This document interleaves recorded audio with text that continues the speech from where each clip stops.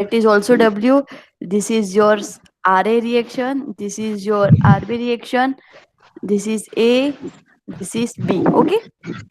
Here it is your simply supported beam with overhang both side. Okay, ये आपका simply supported है जो इसके दोनों साइड क्या है, overhang है, overhang span है. Okay, and W is acting this side, W is acting this side. These are two W forces. Okay, so this is A B. Suppose this is C, this is D. Okay, now how to draw a shear force diagram for this beam. Okay, so how to draw a shear force, इस beam के लिए shear force diagram कैसे आएगा. Okay, so यहाँ पे हम लोग क्या लेते हैं, प्लीज यहाँ पे कॉन्सेंट्रेट करना please. Okay, so downward is negative, upward is positive. Now let me draw shear force diagram for this beam. Okay, so हमें वैल्यू नहीं, our value is W. Okay, let's go. So it is doesn't matter कि हम value कितनी लेते हैं, right. तो यहाँ पे this one is your datum. If downward आपका डायग्राम क्या जाएगा, नेगेटिव. यहाँ पे मेरा नेगेटिव गया. डायग्राम ड्रॉ करना आता है ना आपको अब तो. Yes.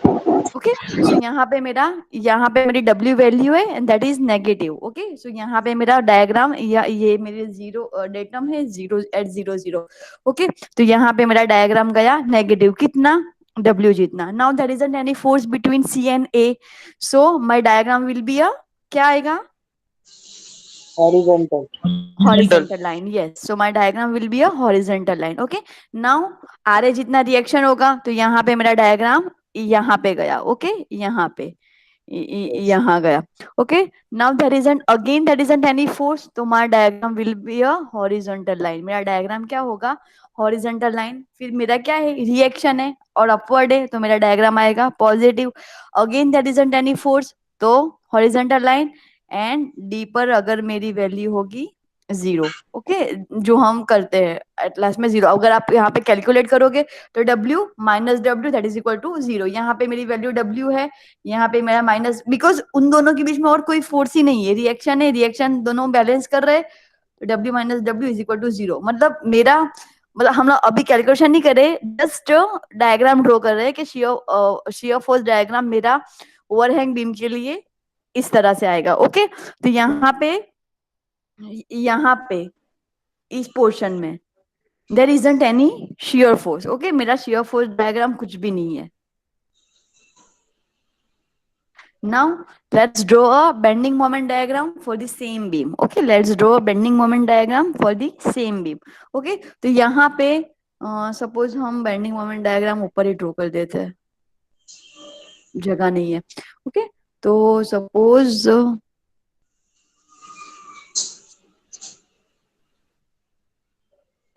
हम लोग यहाँ पे बेंडिंग मोमेंट डायग्राम ड्रॉ करते हैं.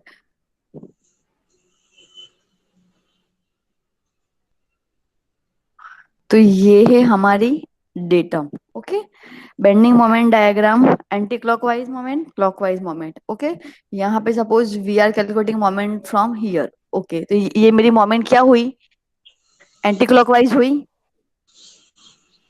Hello, Yes, Hello. ma'am. C2A मेरी मोमेंट क्या हुई, एंटी क्लॉकवाइज हुई. Yes.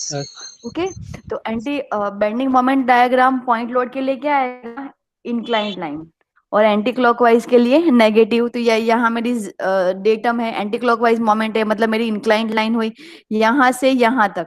मेरा C2A मेरा क्या है, पॉइंट लोड है. ओके, तो पॉइंट लोड के लिए मेरा डायग्राम क्या आएगा, inclined line. Now there isn't any shear force, तो my moment diagram will be a constant. Again मेरा यहाँ पे पॉइंट लोड है, यहाँ पे पॉइंट लोड है, तो अगेन मेरा डायग्राम क्या हुआ, इंक्लाइंड लाइन. ओके, पता है ना कि अगर मेरा पॉइंट लोड है तो मेरा मोमेंट इंक्लाइंड लाइन, अगर मेरा शियर फोर्स है तो मेरा मोमेंट लोड डायग्राम क्या आएगा, कर्व. अगर यूवीएल है, यूडीएल है, यूवीएल है, दोनों के लिए मेरा मोमेंट डायग्राम क्या आएगा, कर्व. Incline. ओके, कर्व आएगा ना. हाँ शियर कहो. पॉइंट लोड के लिए इंक्लाइंड लाइन आती है. ओके, यूडीएल यूवीएल के लिए क्या आता है, मेरा मोमेंट डायग्राम कर्व आएगा. ठीक है, तो this is my moment diagram. Okay, तो यहाँ पे आप देखोगे कि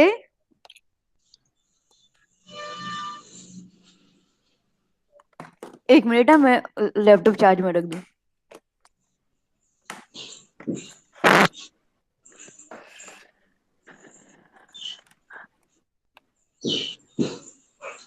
ओके, तो यहाँ पे इस पोर्शन में आप देखोगे तो there isn't any shear force, यहाँ पे शियर फोर्स नहीं है। इस पोर्शन में शियर फोर्स है, इस पोर्शन में शियर फोर्स है, but at this portion there isn't any shear force, means my shear force is zero and my bending moment is constant. Straight line है, that means I have a constant bending moment. Okay, so at this portion my shear force diagram is zero while my bending moment is constant, so this bending is known as a Pure pure bending. bending. Okay, so this bending is known as a pure bending, right? So draw a shear force and bending moment diagram. मैं आपको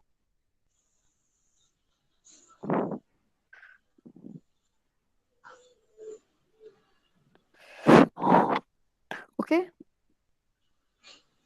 so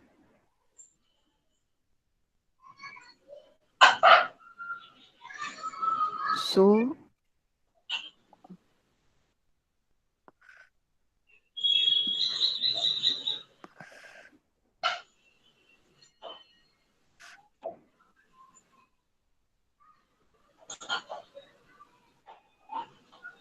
okay, suppose here it is W, here also it is W, A, B, C, D. Okay, draw down this figure. इसके लिए मेरा shear force diagram आएगा, इसका भी zero ही आएगा ना मैम? हाँ सेम ही तो बीम है। ओके, वही बीच में कोई भी फोर्स नहीं है, दैट्स वाई मेरा shear force क्या हो जाएगा, zero. Zero. Okay, bending moment diagram आएगा। ओके, ड्रॉ, फिगर ड्रॉ करो ये वाली, राइट?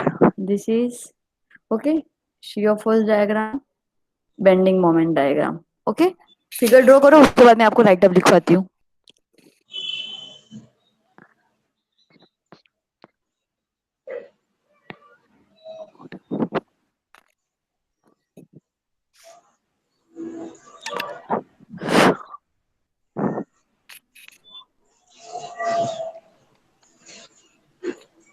किया ड्रॉ? एक minute ma'am.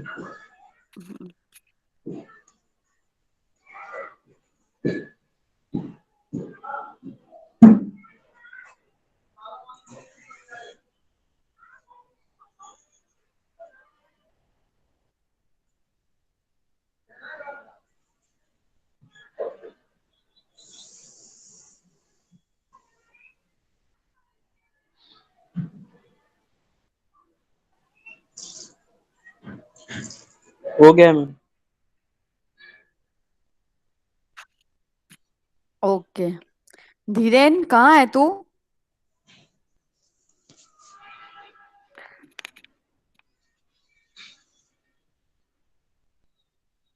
Okay, now write down between A and B, between A and B, between A and B, there is not, there is no shear force. Between A and B, there is no shear force. But between A and B के बीच में shear force diagram मेरा क्या है? Zero है, कुछ भी नहीं है, right? So between A and B, there is no shear force, but bending moment is there. But bending moment is there and it is constant, and it is constant. Between A and B there is no shear force, but one bending moment is there and it is constant. This constant moment is, this constant moment is known as, this constant moment is known as pure or simple bending.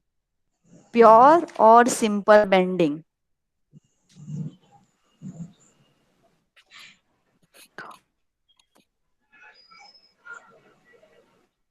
Okay, so again what is pure or simple bending? When there isn't any shear force. Okay, अगर आपके diagram में shear force zero है, shear force आपका है ही नहीं, but फिर भी अगर आपकी मोमेंट प्रोड्यूस हो रही है और वो आपकी मोमेंट कांस्टेंट है, so that moment is known as a pure bending और simple bending, right? Now assumptions for pure bending. Write down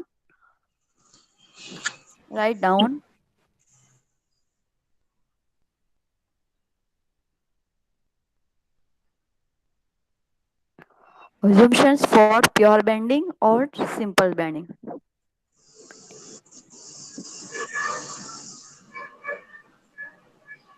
Okay, all of you know what is homogeneous and isotropic? मैंने आपको strength of material में पढ़ाया था. What is homogeneous and isotropic?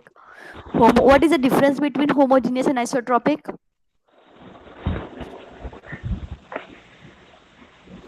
Hmm? Homogeneous मतलब सब mix. Okay, what is homogeneous?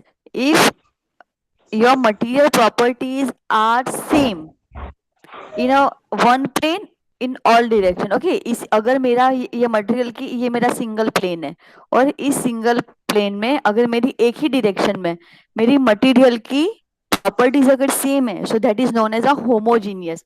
Now what is isotropic? Isotropic मतलब suppose this is a cube, ये मेरा एक क्यूब है, right? okay, or at this point my material properties are same in all direction. okay, अगर मैं किसी भी direction में जाऊं तो मेरी मटेरियल की प्रॉपर्टीज क्या रहेगी? सेम रहेगी. तो that is known as a isotropic. Homogeneous क्या है? एक ही प्लेन में अगर एक ही एक ही plane में. डायरेक्शन में मेरी मटेरियल की प्रॉपर्टीज है वो सेम है, तो that is known as a Yes. Homogeneous. Isotropic means के एक ही पॉइंट पे सभी डायरेक्शन में in all direction my material properties are same. ये Same. मैंने आपको एसएम में पढ़ाया था. okay, so this that is known as a homogeneous and isotropic. So my first assumption is beam material is beam material is perfectly beam material is perfectly homogeneous and isotropic. beam material is perfectly homogeneous and isotropic. मतलब मेरा beam सिर्फ एक ही material से बना है, उसकी एक single plane में भी मटेरियल प्रॉपर्टी सेम है और 3D मतलब में भी उसकी मटेरियल प्रॉपर्टी सेम ही है. मतलब वो एक ही मटेरियल से बना है. अगर वो स्टील से बना है तो पूरा सेक्शन उसका स्टील से ही बना है, उसमें कहीं भी बीच में कोई और मेटल नहीं है. ओके, सो मीन्स के उसकी पूरी डायरेक्शन में और हर एक पॉइंट पे उस जो मटेरियल वो सेम ही है. मटेरियल की प्रॉपर्टी सेम के कब होगी? अगर पूरा वुड का बना है तो हर एक पॉइंट पे वुड की प्रॉपर्टी सेम है. सपोज थोड़ा पोर्शन वुड से बना है, थोड़ा स्टील से बना है, थोड़ा कॉपर से बना है, तो that material is not homogeneous and isotropic, right? So when my material is homogeneous and isotropic, that means my material properties are same in all directions. okay, so that means my beam is made by one single material, right? So next assumption is beam material. Beam material. Next assumption is beam material stressed. STRESSED. Beam material stressed within elastic limit. Within elastic limit and obey. OBEYS. OBEY apostrophe S. Obeys Hooke's law and obeys Hooke's law. Okay, so what is Hooke's law? Again जो हम strength of material में पढ़ गए थे. What is Hooke's law? क्या है Hooke's law? This is my next assumption. This is my second assumption कि मेरा बीम हुक्स लॉ को ओबे कर रहा है. मतलब व्हाट इज हुक्स लॉ? क्या है Hooke's law? Stress is proportional to strain within the elastic limit. That is Hooke's law. पता है ना? ये मेरा मटेरियल है, ये मेरा this is my elastic limit, तो यहाँ तक मेरा stress is proportional to strain. Okay, that is Hooke's law. ये हम स्ट्रेंथ ऑफ मटेरियल में पढ़ गए थे, आपको ये सब याद रखना है, right? So what is Hooke's law? Hooke's law is stress is propose मतलब इलास्टिक लिमिट तक अगर मैं अपना स्ट्रेस बढ़ा रही हूँ तो उतना ही मेरा स्ट्रेन भी बढ़ेगा. So stress is proportional to strain within the elastic limit. That is Hooke's law. So my beam material is obeying the Hooke's law. That means what? कि इलास्टिक लिमिट मतलब मेरा एमएस बार है. Hooke's law को कौन support करता है, कौन ओबे करता है? That is mild steel. कुछ ऐसे मटेरियल होते हैं, ओके, सपोज डक्टाइल मटेरियल है, तो डक्टाइल मटेरियल उसको ओबे करते हैं। सपोज चौक है, चौक बैंड होता है? नहीं होगा, it is not supporting the Hooke's law, okay, it break immediately, so that materials are not supporting the Hooke's law, okay. So like MS bar, mild steel bar है जिसका हम घर में यूज करते हैं, कंस्ट्रक्शन में यूज करते हैं, लाइक बीम कॉलम, तो उसको अगर हम बैंड करते हैं तो वो क्या होगा? बैंड हो जाएगा और उसके बाद वो ब्रेक होगा। So that material is obeying the Hooke's law, मतलब इलास्टिक लिमिट तक वो क्या होगा? वो एक तो stress is proportional to strain होगा, उसके बाद वो बैंड होगा, उसके बाद वो ब्रेक होगा। So that material, my beam material is obeying the Hooke's law, okay, मतलब वो पहले बैंड होगा उसके बाद ब्रेक होगा, that is Hooke's law, right.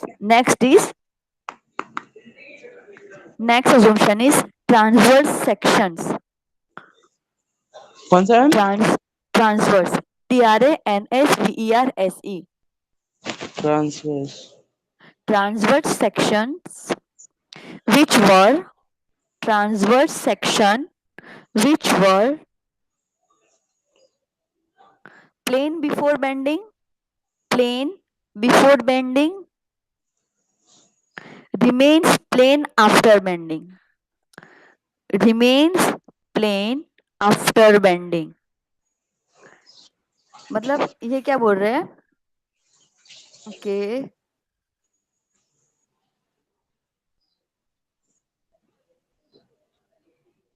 Okay, suppose this is my simply supported beam, and I am applying W force at the middle of the beam. तो मेरा ऐसे बेंड होगा,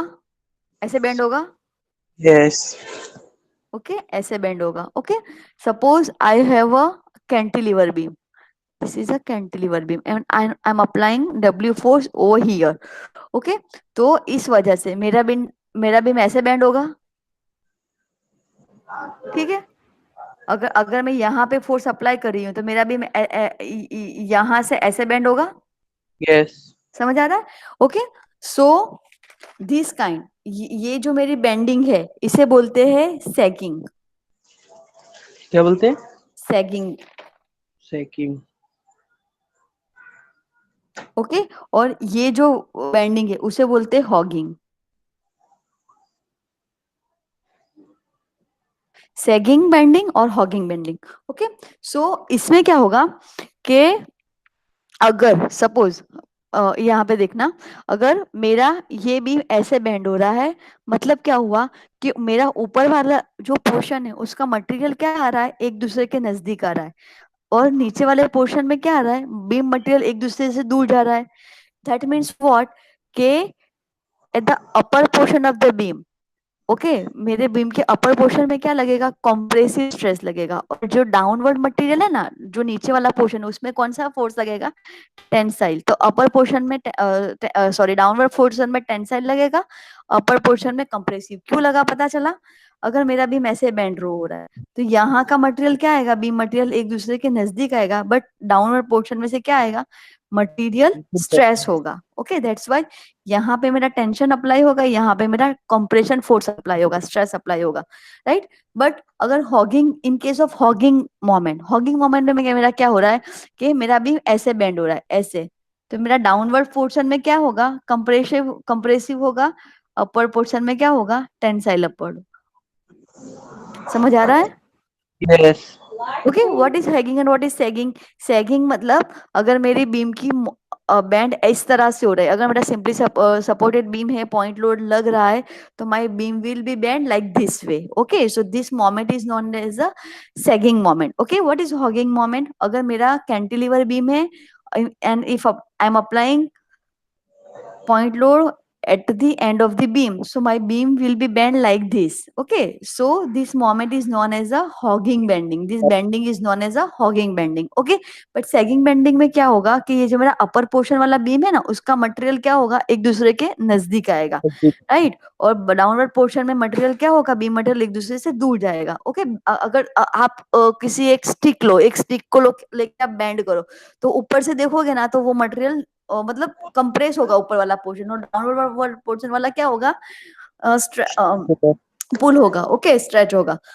ओके, सो यहाँ पे कंप्रेशन लगेगा, यहाँ पे टेंसाइल लगेगा, बट बीच में कोई एक ऐसा लेयर होगा जिसपे ना तो कंप्रेशन लगेगा ना तो टेंसाइल लगेगा, so that layer is known as a transverse layer. Okay, so if my layer, अगर मेरा ट्रांसवर्स लेयर मतलब बेंडिंग के बाद ऊपर वाला लेयर और नीचे वाला लेयर क्या होगा, चेंज हो जाएगा। ओके, पहले पहले ऐसा था, उसके बाद ऐसा हो जाएगा, ये पोर्शन ऐसा हो जाएगा, लेकिन बीच में एक लेयर होगा जिसपे ना तो कंप्रेशन लगेगा ना तो टेंशन लगेगा, मतलब कि बिफोर बेंडिंग वो लेयर जैसा था same it will be remain same after the bending, मतलब बेंडिंग के पहले भी उसके ऊपर कोई फोर्स नहीं लगा था, बेंडिंग के बाद भी उसके ऊपर कोई फोर्स नहीं लग रहा है, so that layer is known as a transfer layer और न्यूट्रल लेयर। ओके, उसके या तो ट्रांसफर लेयर बोलेंगे या तो न्यूट्रल लेयर बोलेंगे, राइट।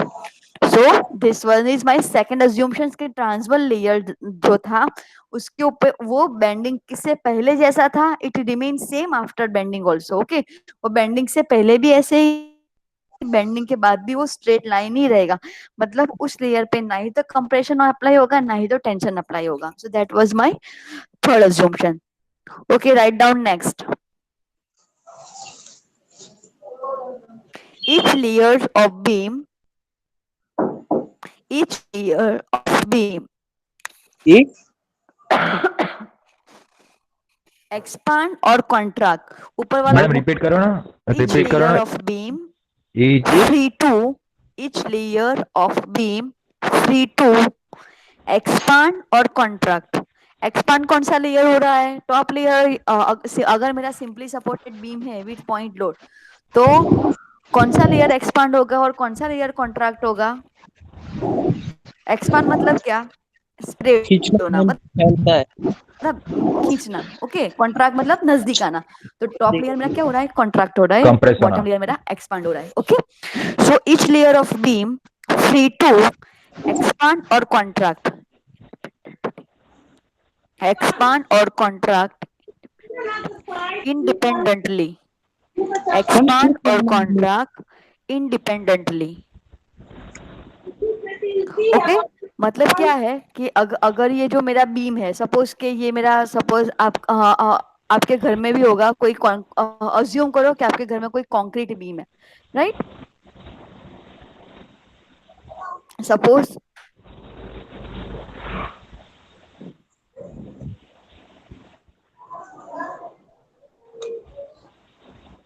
ओके, सो सपोज यहाँ पे मेरा कोई कंक्रीट बीम है, तो इसको मैं अज्यूम करती हूँ कि इसके बहुत से ऐसे लेयर्स है, छोटे छोटे छोटे छोटे लेयर्स है, तो ये जो हर एक लेयर है दे आर इंडिपेंडेंटली, मतलब वो खुद अपने इंडिपेंडेंटली एक्ट करेंगे। अगर ऊपर का लेयर, सपोज कि ये ऊपर के 4-5 लेयर कॉन्ट्रैक्ट हो रहे हैं, तो ऊपर के कॉन्ट्रैक्ट हो गए, नीचे के एक्सपांड हो गए। Okay, so they react independently. Okay, वो एक दूसरे पर डिपेंडेंट नहीं है, we are assuming they are independent layers. Okay, मतलब हर एक लेयर्स पे अलग अलग इफेक्ट होगी मेरे, अगर मैं कोई फोर्स एक्ट कर रही हूँ, अगर उस पे कोई फोर्स लग रहा है, तो उस फोर्स की जो इफेक्ट है वो हर एक लेयर पे इंडिपेंडेंट होगी। Next is Young's modulus is, ma'am ये वाला वापस एक बार रिपीट कर दो ना, ये मतलब सेंटेंस जो आपने बोला था। each layer of beam yes, free to expand and or contract independently। हो गया, okay. Each layer of beam free to expand or contract independently। Next is Young's modulus is same. Young's modulus is same for tension and compression. कोनी?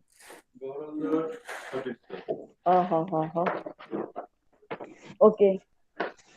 Young's modulus is same for tension and compression, but obvious if my beam is homogeneous and isotropic, मतलब वो एक ही material से बना है, अगर एक ही material है तो उसका यंग्स मॉड्यूलस सेम ही रहेगा। यंग्स मॉड्यूलस आपको पता है ना, capital it is depends on material. Steel के लिए हम कितना लेते थे, स्टील के लिए क्या वैल्यू होती थी कैपिटल ई की, यंग्स मॉड्यूलस की, आप तो सब कुछ भूल गए हो। 2.8 2.8 2 into 10⁵ न्यूटन पर mm स्क्वायर, हर एक न्यूमेरिकल में लेते थे हम, याद है?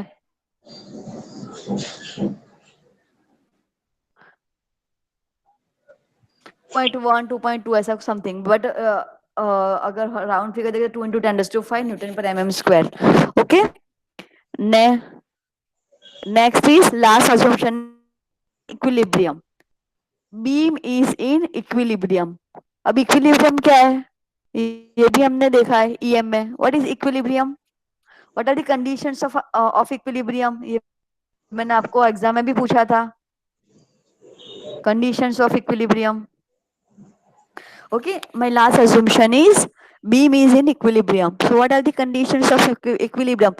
Equilibrium मतलब क्या है कि बीम बैंड नहीं हो रहा है, मेरा beam is as it is है, उसके ऊपर फोर्स लग रहा है, वो फोर्स को रिएक्ट कर रहा है, उसको अपोज कर रहा है, बट उसके अंदर उस फोर्स की वजह से बीम के अंदर कोई इफेक्ट नहीं आ रही है। अगर इफेक्ट आई तो बीम टूट जाएगा। ओके, अगर बीम इक्विलिब्रियम में है, that then and only it will be capable to resist the forces. Okay, if it is not in equilibrium, that it will be bend or it will be break.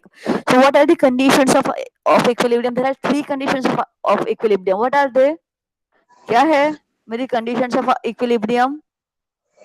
The resultant force acting on the हाँ, object. resultant. Summation of horizontal forces is equal to 0.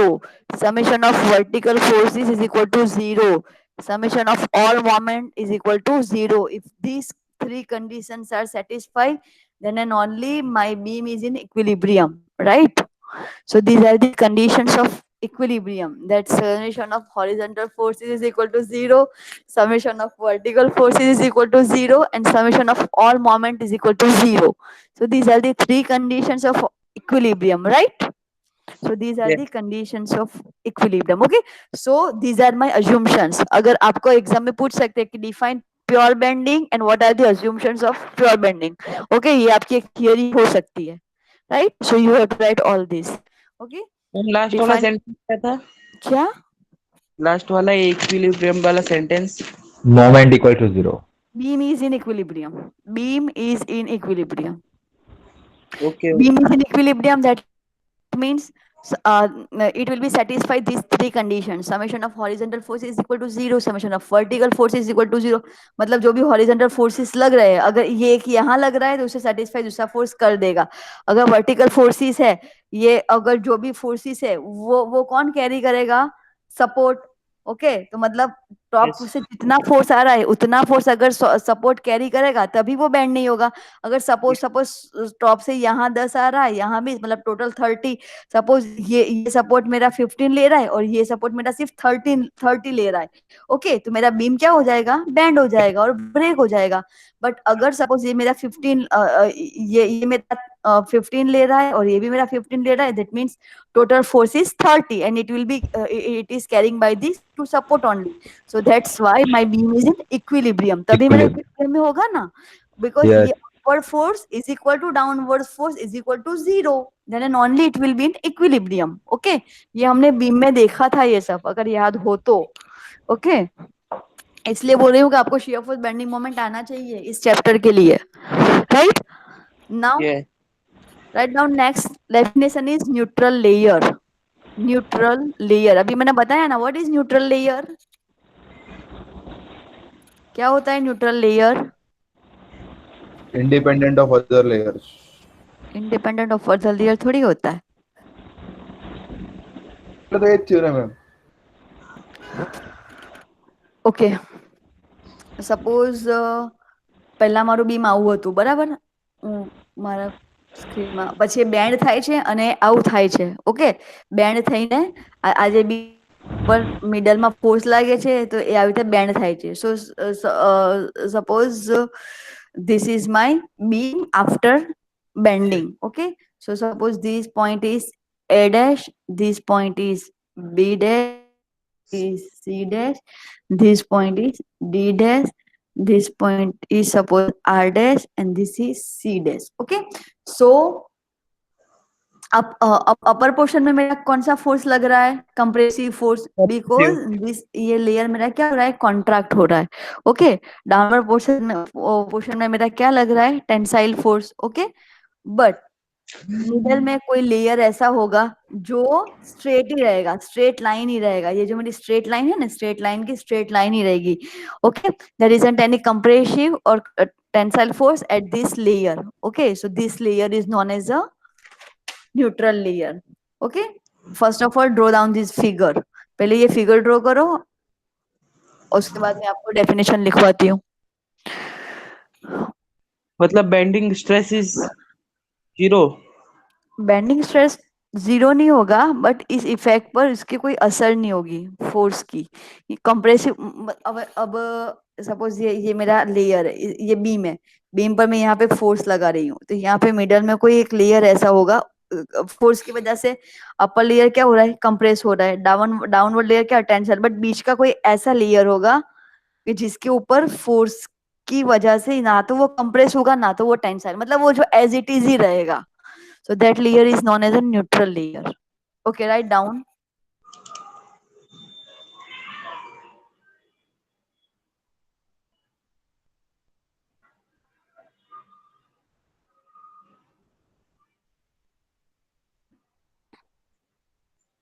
Due to due to due due to to bending of beam, due to bending of beam, due to bending of beam, all layers, all layers above, all layers above R dash C dash, all layers above R dash C dash क्या हो रहा है, compress हो रहा है ना, are compressed, are compressed, and and all layers below, and all layers below R dash C dash R dash C dash stretched, are stretched.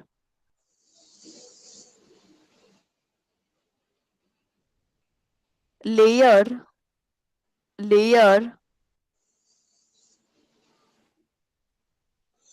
R dash C dash